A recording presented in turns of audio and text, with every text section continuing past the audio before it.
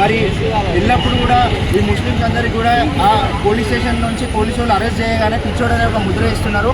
మొన్నటికి మొన్న ఇష్యూ జరిగినాక కూడా మేము ఇక్కడ నుంచి నేరెడ్మెట్ హాస్పిటల్కి వెళ్ళిన తర్వాత హాస్పిటల్లో ఒక కానిస్టేబుల్ బయటకు వచ్చి ఏమంటారు అంటే, అరే పిచ్చోడిపై వదిలేది, పిచ్చోళ్ళకి గుడ్లే కనిపిస్తాయా, పిచ్చోళ్ళకి మసీదులు చర్చిలు కనిపిస్తలేవా, పిచ్చోళ్ళు ఎవరైతే ఉన్నారో వాడు ఒకవేళ నిజంగానే పిచ్చోడు అయితే ఆడ పెట్రోల్ బంక్ ఉంది, అదే ముంగట కళ్ళు దుకాణం ఉన్నది, లేదంటే నడి రోడ్డు ఉన్నది, ఆడ రోడ్డు మీద కూర్చుంటే వాడు పిచ్చోడు అనేది ఏదో కన్ఫర్మ్ అవుతుండే. కానీ ఆ పిచ్చోడికి దేవత విగ్రహమే కనిపించింది.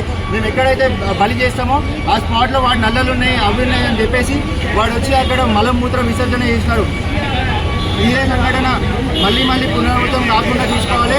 అలాగే పోలీస్ డిపార్ట్మెంట్కి కూడా సోషల్ మీడియా ఏదైతే ఉందో అది ఆ మాధ్యమంని బేస్ చేసుకొని చాలా ఘోరాలు జరుగుతున్నాయి. ఇప్పటికీ మేము అంటే సోషల్ మీడియా ఓపెన్ చేస్తే కొంతమంది వాళ్ళు ఏమంటారంటే కింద కామెంట్స్ ఈ ముస్లిమ్స్ ఎవరైతే ఉన్నారో ఏమంటారో ఐడెంటిఫై చేయాలి వాళ్ళని.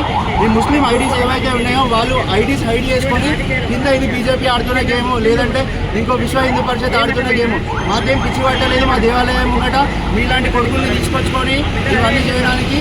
సో ఖబర్దార్, ఇంకోసారి ఇట్లాంటి పునరావృతం కాకూడదు. అండ్ ఇది మాకు 14 రోజుల రిమాండ్ అని మీరు చెప్పారు.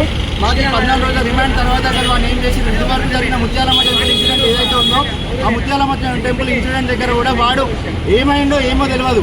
టెంపుల్ వెనకాలనే ఒక దగ్గర 200 మందిని సమకూర్చి వాళ్ళు ఈ విధమైన దానికి ప్రేరేపిస్తున్నారు. సో ఇట్లాంటి సంఘటన ఏదైతే ఉన్నదో ఈ 15 రోజుల తర్వాత మాకు ఒక క్లియర్ కట్ మెసేజ్ అంటే వాళ్ళు అసలు ఏంది, వాళ్ళ వెనకాల ఎవరున్నారు, ఎవరు చేయిస్తున్నారు అనేది ఒక పేపర్ పైన మాకు ఒక క్లారిటీ కావాలి. అది డిపార్ట్మెంట్ నుంచి డీసీపీ ఏసీపీ ఎవరు వచ్చి చెప్తారో చెప్పేసి మాకు ఇదే టెంపుల్ దగ్గర ఈ టేబుల్ వేసుకొని అమ్మవారి గుడి ముందు కూర్చొని పోలీస్ డిపార్ట్మెంట్ క్లారిటీ ఇవ్వాలి. అలా క్లారిటీ ఇవ్వలేని ఏడల మళ్ళీ మేము ధర్నాకి దిగుతాం.